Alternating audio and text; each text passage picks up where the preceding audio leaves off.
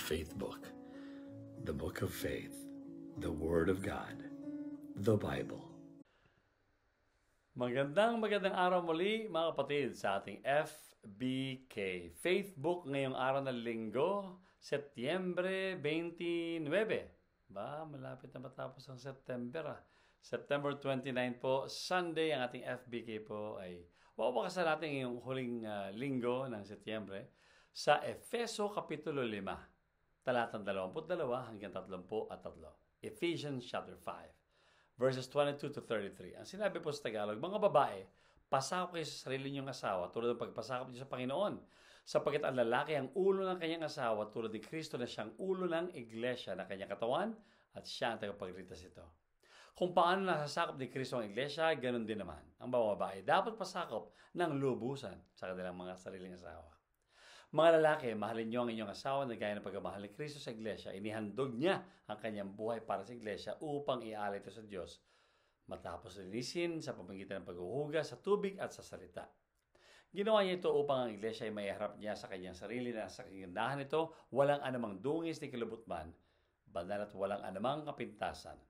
Gayon din naman, dapat mahalin ng mga lalaki ang kanilang mga asawa tulad ng kasarilan ng katawan at ang lalaki nagmamahal sa kanyang asawa ay nagmamahal sa kanyang sarili. Walang tao na mamumuhay sa kanyang sariling katawan, sa halip ito ay kanyang pinapakain at inahalagaan tulad ng ginagawa ni Kristo sa iglesia. Tayo ng mga bahagi ng kanyang katawan. Gaya ng sinasabi sa kasulatan, dahil dito ay iwan ng lalaki ang kanyang kamati niya at sila magsasama ng kanyang asawa. Silang dalawa ay magiging isa. Mayroon ditong malalim na kahiwaga. At sinasabi ko na ito ay tumutukoy sa kaugnayan ni Kristo sa iglesia. Subalit ito ay para din sa inyo. Kayo mga lalaki, mahalin niyo ang inyong asawa gaya ng inyong sarili. Mga babae, igalan ninyo ang inyong asawa. Yan po ang sinasabi ng Efeso Kapitulo 5, talatang 22 hanggang 33. Ephesians 5, 22 to 33. Alam niyo, tandaan niyo ito palagi, na ang larawan na ito ay larawan lang po ng mag-asawa, lalaki at babae, pero sa totoong buhay, ito po ang tumutukoy sa pag-asawa ng katawan ni Kristo kay Kristo. Maliwanag yan.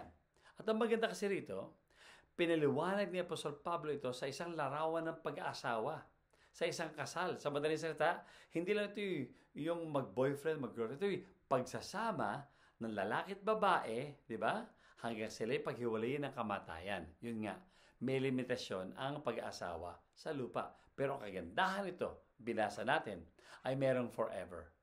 Ang forever na ito ay hindi sa lupa mangyayari lamang, kundi sa langit. Ibig sabihin, hindi po ito tungkol sa lalaki at babae na tao, kundi sa lalaki na si Kristo at yung babae larawan ng kanyang iglesia o yung kanyang katawan. Yung kanyang sariling minahal na grupo ng mga tao. Sa madalas, ang gusto ipaalala ng Panginoon dito, paulit-ulit niyang sinasabi sa atin, ang larawan ng mag-asawa na dapat unang-una sa lahat, hindi naghihiwalay. Hindi nag-aaway na aabot sa hiwalayan. Ang magpapahiwalay lang sa inyo ay ang kamatayan. Pero maganda rito sa binasa natin, ito po ay magpakailanman. Kapag kayo in love sa inyong minamahal na asawa, babae man o lalaki, di ba no? Pagka namatay yung isa dyan, wala na. Hindi na kayo kasal. Doon natatapos ang kasal sa kamatayan ng isang bahagi. Pero sa Panginoong Hesus, kapag tayo namatay, liniwan yung katawang ito, nagpapatuloy ating buhay magpakailanman. Kasi kailan ba nagsimula ang buhay na walang hanggan? Hindi nagsimula ang buhay na walang hanggan natin nung tayo ay namatay. Nagsimula ang buhay na walang hanggan natin nung tayo ay tumanggap sa Panginoong Hesus Kristo. Doon nagsimula ang buhay na walang hanggan. So, buhay ka pa, walang hanggan na yung buhay mo. Ganyan yan. Bakit? Ibig sabihin to yung iyong kamatayan ay magdadala lamang sa iyong sarili na matatranslate lang mula sa lupa papunta sa langit. Para habang buhay na ang iyong relasyon ugnayan sa Panginoong Hesus. 3 bagay lang po ito. Tungkol sa merong forever sa Panginoon. Unang-una sa lahat, sinabi ng maliwanag dito, mga babae, pasakop kayo sa iyong mga asawa. Yung babae rito ay tungkol sa katawan ni Kristo, sa inyo at sa akin. na kung saan namatay si Kristo para sa atin. Ang sinabi? Pasakop. Ibig sabihin ng pasakop, pakopkop. Ibig sabihin ng pakopkop, ikaw susunod. Kasi kinuha ka niya eh. Kapag kinuha ka niya, susunod ka sa kanya. Walang reklamo, walang pagdududa. Tuloy-tuloy. Ang pangalawa, hindi na po pasakop. Kundi maliwanag sinabi din sa atin ng Panginoon dito na bilang babae, kailangan magpaganda tayo. Yung kagandahan dito, hindi yung kagandahan ng panlabas na anyo. Matangos na ilong, magandang mata, may kilay, maganda yung labi. Hindi yan. Kundi yung panloob na pagkatao. Yung kabanalan na nakuha natin sa Panginoon. Hindi yung banal na parang panlabas na anyo nakapandasal kang ganyan. O kaya nagpupunta ka sa simbahan palagi. Hindi ho yun ang kabanalan. Kabanalan panlabas yun eh. Pero yung panloob, nalalaman ng Panginoon na ang puso mo ay maayos sa kanyang harapan. Bakit kanyo? Dahil ibinawaksin nyo ang lahat ng kasamaan, lahat ng kasalanan. Kaya kayo nagiging banal. Ang ibig sabihin ng banal, hiwalay para sa paggagamit ng Panginoon. Separated, hiwalay for the Master's use. Pagkagamit sa Panginoon, ng Panginoon. Ang madaling salita, yan ang isipin ng kabanalan. Hindi yung mukhang banal lang.